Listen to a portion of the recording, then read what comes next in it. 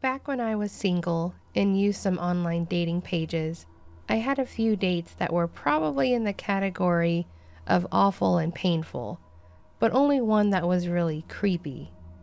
There was one time that I had matched with a girl named Cindy, and we talked for a bit, hit it off, the basic start to a good thing when it comes to dating. After chatting it up, we decided that we would meet for dinner the next night.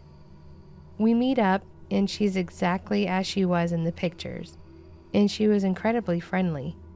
We had a quick conversation outside the restaurant and went in to get our food. The dinner started out as perfect as it could have. About 20 minutes in, after we had gotten our drinks and put in our food order, I noticed that there was a woman sitting at a table a few spots down that was glaring at me.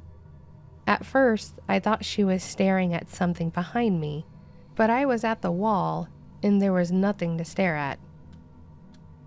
I mentioned it to Cindy. I said, "Hey, there's a woman that is sitting behind you that is staring daggers at me right now." She put her hands over her face and said, "Oh God, blonde, long hair, glasses?" While this was a vague description, it was exact. This woman was blonde, had long hair, and thick glasses on her face. I told her she was right and asked if she knew her. Come to find out, this woman that was murdering me with her eyes was Cindy's ex-girlfriend. I had no problem that Cindy was for both teams. What I had a problem with was the fact that I thought this woman was going to legit murder me at a moment's notice. I asked if I should be concerned, and she said probably not, which was not at all convincing. After a few moments, our waiter brings over our food. We thank him, and he walks away. No more than 45 seconds later, Cindy's ex stands up and walks over to our table. "Hey Cindy, leave me alone, please." At this point, I could tell that Cindy and this woman did not break up on good terms. Cindy's face was visibly red, and I could tell that she was having a bit of a panic attack.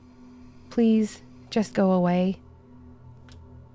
"I don't like this one," the other woman said before she grabbed my drink off the table and practically heaved it at me. She then said, "See you around," to Cindy, then looked over at me and told me to watch my back, and walked away, like that wasn't the most terrifying thing she could have said to me. So there I was, soda covering my food, my shirt, and my pants, and the look on my face was probably one of complete and total shock. Thankfully, the waiter had actually seen what happened, so he rushed over and told me he would get the manager and he would get the food taken care of. I wasn't really concerned about the burger. I was more so worried about Cindy and maybe a little bit for myself. By this point, Cindy was actually in tears. I asked her what was up with that woman and if she was in any actual danger. Honestly, just trying to gauge the situation and figure out if I needed to call the cops. She then proceeds to tell me that Amanda, the ex, was pretty much a stalker at this point.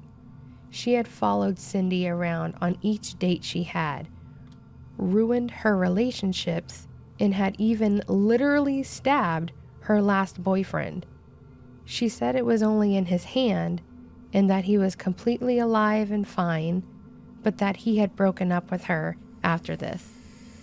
She said that every time she thought Amanda was going to be gone for good, she would appear the minute Cindy tried to move on. The worst part, this has been going on for 2 full years at this point. She said that she'd filed restraining orders, contacted the police, and nothing was being done about it. She said that, for some reason, the authorities were taking it lightly and that they weren't really doing much to keep Amanda away. She told me that the stabbing incident had happened over 3 months ago and that she waited this long to see if maybe it would work to get rid of Amanda. Well, it didn't, and Amanda was very much there and very angry. At the end of the date, after we had dinner and talked more about Amanda, Cindy told me that it was best that we didn't see each other again. She apologized and said that if Amanda ever disappeared entirely, she would give me a call and maybe we could try again. I agreed and we went our separate ways. On my way home, I called my brother to tell him what had happened, and he honestly laughed at me.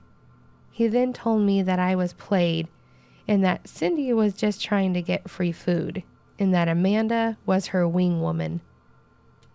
I started to believe him and was actually a bit upset that I had fallen for it and that they were such good actors. That is, until the next morning, I got up and got my coffee, then went to take my dog for a walk when I saw the end result of Amanda's anger. My windshield was smashed and all 4 of my tires had been slashed. On top of that, the phrase, "she's mine," was spray painted on the hood. Obviously, I called the police, got the report, and made the insurance claim. Thankfully, I had good coverage.